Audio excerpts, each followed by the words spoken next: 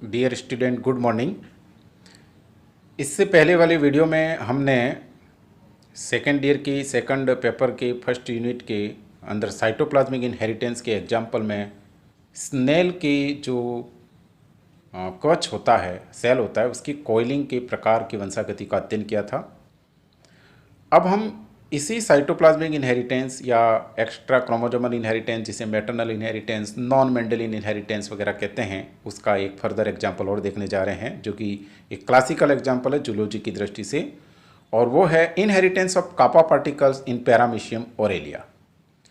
Paramecium aurelia में kappa particles की वंशागति किस प्रकार से होती है, इसका अध्ययन हम इस वीडियो में करेंगे, और ये साइटोप्लाज्मिक इनहेरिटेंस का एक क्लासिकल एग्जाम्पल है। ठीक है, सबसे पहले हम देखते हैं कि कापा पार्टिकल्स वगैरह होते क्या हैं। तो सबसे पहले हम देखेंगे कि पैरामीशियम के अंदर पैरामीशियम ओरेलिया में दो प्रकार के विभेद होते हैं, दो प्रकार के स्ट्रेन होते हैं। एक ऐसी स्ट्रेन जिसके अंदर डोमिनेंट के यानी कैपिटल के जीन मौजूद है, साथ में कापा पार्टिकल्स उसके साइटोप्लाज्म में मौजूद है। एक ऐसी स्ट्रेन पैरामीशियम ओरेलिया की जिसके न्यूक्लियर मटेरियल में डोमिनेंट के जीन उपस्थित है और उसके साइटोप्लाज्म में कापा पार्टिकल भी उपस्थित है। अगर ये दोनों चीज़ें उसमें उपस्थित हैं तो इस प्रकार की जो स्ट्रेन होगी उसको हम किलर स्ट्रेन बोलेंगे, मारक विभेद। पैरामीशियम ओरेलिया की दूसरी विभेद या दूसरे प्रकार या स्ट्रेन है सेंसिटिव स्ट्रेन। जो अभी हमने किलर स्ट्रेन में दो चीज़ें देखी थी, पहली डोमिनेंट के जीन और दूसरा कापा पार्टिकल्स। अगर इन दोनों में से कोई भी एक नहीं है, एनी वन इज एब्सेंट, तो फिर वह जो होगा वो सेंसिटिव प्रकार का स्ट्रेन होगा। क्लियर हो रही है बात? पैरामीशियम ओरेलिया में दो प्रकार की स्ट्रेन होती है, एक किलर स्ट्रेन और एक सेंसिटिव स्ट्रेन। किलर स्ट्रेन के अंदर दो चीज़ें होती हैं, एक डोमिनेंट के जीन और दूसरा उसके साइटोप्लाज्म में कापा पार्टिकल्स। जो सेंसिटिव स्ट्रेन होगी उसमें दोनों में से कोई एक चीज़ नहीं होगी। ये इम्पोर्टेंट चीज़ है, ध्यान दे तो ही आगे समझ में आएगा कि दोनों में से कोई भी एक अनुपस्थित हो, यानी कि या तो कापा पार्टिकल अनुपस्थित हो या डोमिनेंट जीन अनुपस्थित हो, तो फिर वह नहीं बन पाएगा सेंसिटिव किलर स्ट्रेन नहीं बन पाएगा, तब वह सेंसिटिव स्ट्रेन रहेगा। आगे देखते हैं कि जो किलर स्ट्रेन होती है, मारक विभेद होता है। चूँकि इसमें कापा पार्टिकल्स हैं और ये किलर प्रकार की, इसलिए ये एक कापा पार्टिकल्स यहाँ पर एक केमिकल बनाएंगे पैरामाइसिन प्रकार का, और ये पैरामाइसिन क्या करता है, एक जहरीला टॉक्सिक मटेरियल है, जहरीला पदार्थ है, और ये पदार्थ इस सेंसिटिव स्ट्रेन को मार देता है। उसके लिए ये एक तरीके से जहर है। दैट पैरामाइसिन किल्स द सेंसिटिव को ये मार देता है। तो बात यहाँ तक समझ में आ गई आपको कि पैरामीशियम ओरेलिया में दो प्रकार की स्ट्रेन होती है। पहले प्रकार की स्ट्रेन है किलर स्ट्रेन, दूसरी है सेंसिटिव स्ट्रेन। किलर स्ट्रेन के लिए दो चीज़ें जिम्मेदार हैं, दो चीज़ें होनी चाहिए। एक न्यूक्लियर मटेरियल में डोमिनेंट की जीन होना चाहिए और साइटोप्लाज्म में कापा पार्टिकल्स होने चाहिए। जब दोनों मौजूद हैं तो फिर वो किलर प्रकार का स्ट्रेन होगा, और दोनों में से एक भी मौजूद नहीं है, एक भी अनुपस्थित है, तो वह सेंसिटिव प्रकार का होगा। किलर प्रकार का स्ट्रेन पैरामाइसिन नाम का केमिकल निकालता है और ये पैरामाइसिन इस सेंसिटिव को मार देता है, इसको मार देता है। ओके, अब हमने ये कापा पार्टिकल्स क्या है इसको समझ लिया, किलर स्ट्रेन और सेंसिटिव स्ट्रेन क्या है इसको समझ लिया। अब हम इसकी वंशागति पढ़ते हैं कि वंशागति किस प्रकार से होती है। सबसे पहली बात, कापा पार्टिकल्स की पैरामीशियम ओरेलिया में वंशागति का अध्ययन सबसे पहले सोनबर्न ने किया था। सोनेबॉर्न ने, किसने किया था? सोनेबॉर्न ने किया था। दूसरी इंपॉर्टेंट बात कि पैरामीशियम की किसी भी जाति में एक ट्रूथ जो सेक्सुअल रिप्रोडक्शन होता है, एक वास्तविक सेक्सुअल रिप्रोडक्शन होता है, वास्तविक लैंगिक जनन होता है, वो नहीं पाया जाता है। केवल एक प्रिमिटिव टाइप का सेक्सुअल रिप्रोडक्शन होता है उसमें, जिसे हम कॉन्जुगेशन कहते हैं। क्लियर हो गई बात दोनों? फर्स्ट पैरामीशियम में कापा पार्टिकल्स की वंशागति का प्रथम डिस्क्रिप्शन सोनेबोर्न ने दिया। दूसरी बात, पैरामीशियम में वास्तविक प्रकार का लैंगिक जनन नहीं पाया जाता है, एक आदिम प्रकार का लैंगिक जनन पाया जाता है, प्रिमिटिव टाइप का सेक्सुअल रिप्रोडक्शन पाया जाता है, जिसे कॉन्जुगेशन कहते हैं।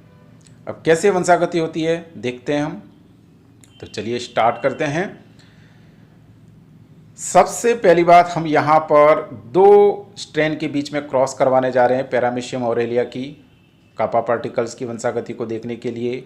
एक किलर स्ट्रेन है और दूसरी सेंसिटिव स्ट्रेन है। किलर स्ट्रेन का जो जीन होगा उसमें कैपिटल के होगा और जो सेंसिटिव है उसके अंदर जो जीन होगा वो स्मॉल के प्रकार का होगा।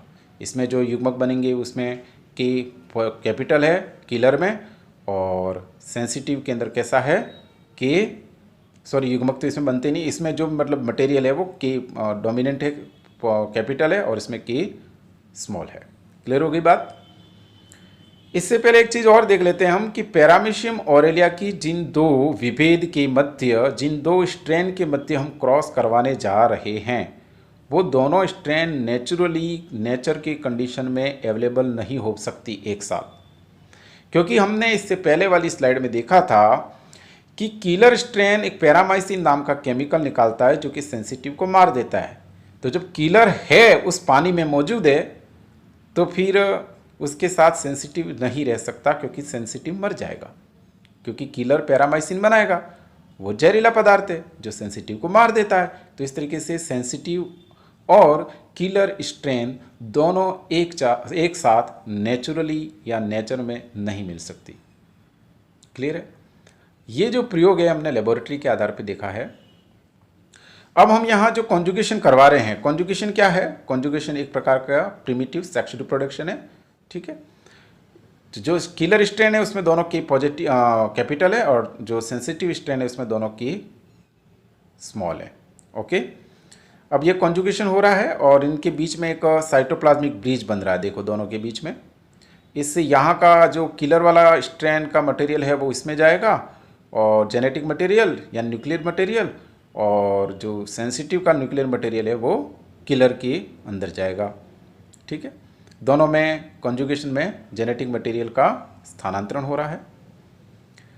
ये जो कॉन्जुगेशन हो रहा है उसमें सबसे इम्पोर्टेंट बात ये है कि ये कॉन्जुगेशन हमने 3 मिनट से कम समय के लिए करवाया है। ये इम्पोर्टेंट बात है, ये ध्यान रखना। शॉर्ट टाइम के लिए कॉन्जुगेशन करवाया है, और शॉर्ट टाइम के कॉन्जुगेशन के बाद आफ्टर कॉन्जुगेशन ये दो हमें मिले, एक ये और एक ये, और कॉन्जुगेशन के बाद में जो मिलता है उसको हम एक्स कॉन्जुगेट कहते हैं। अब एक्स कॉन्जुगेट में ये वाला जो होगा वो किलर होगा और ये वाला जो होगा वो सेंसिटिव होगा। ऐसा क्यों हुआ जबकि दोनों में जीन तो सेम थे, के बड़ा और के छोटा?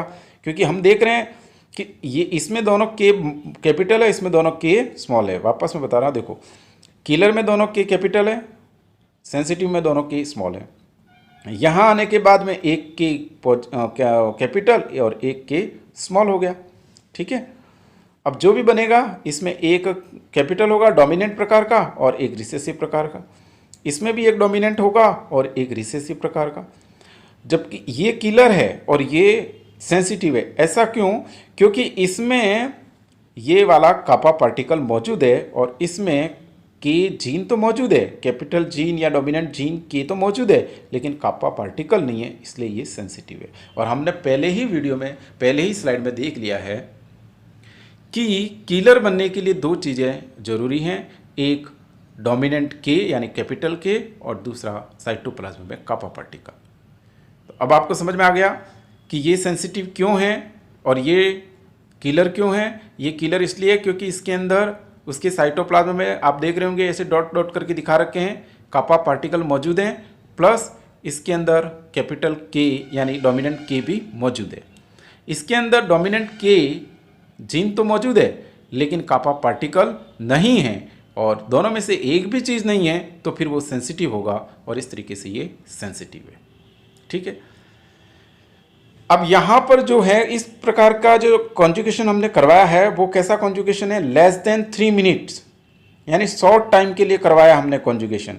और जब शॉर्ट टाइम के लिए कॉन्जुगेशन करवा रहे हैं तो केवल न्यूक्लियर मटेरियल का एक्सचेंज हो रहा है, केवल केंद्रकीय पदार्थों का स्थानांतरण हो रहा है, साइटोप्लाज्म का स्थानांतरण नहीं हुआ है। इसीलिए केवल यहाँ इस किलर से इस सेंसिटिव में केवल डोमिनेंट की जीन ही जा पाया, न्यूक्लियर मटेरियल ही जा पाया, एक्सचेंज हो पाया।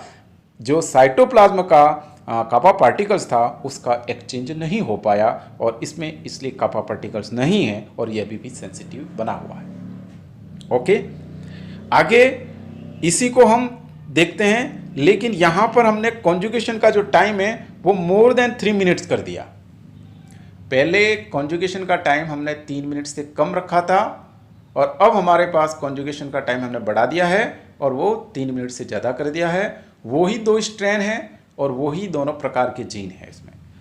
वही वाले किलर में दोनों कैपिटल के यानी दोनों डोमिनेंट जीन, और प्योर सेंसिटिव में दोनों स्मॉल के यानी कि रिसेसिव जीन। अब यहाँ पर कॉन्जुगेशन हुआ, दोनों के बीच में साइटोप्लाज्मिक ब्रिज बनी।